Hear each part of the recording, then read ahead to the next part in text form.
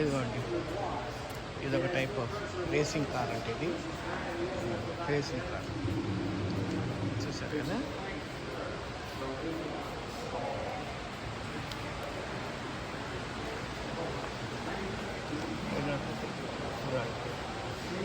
దాని గురించి అట్లా రాశారు.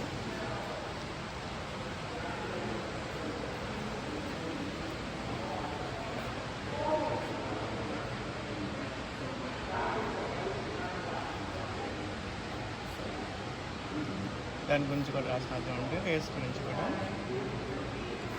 అతను ఎవరో రేస్ ఫినిష్ చేసింది కూడా అతను బొమ్మతో సహా వేశారు. ఇదంటే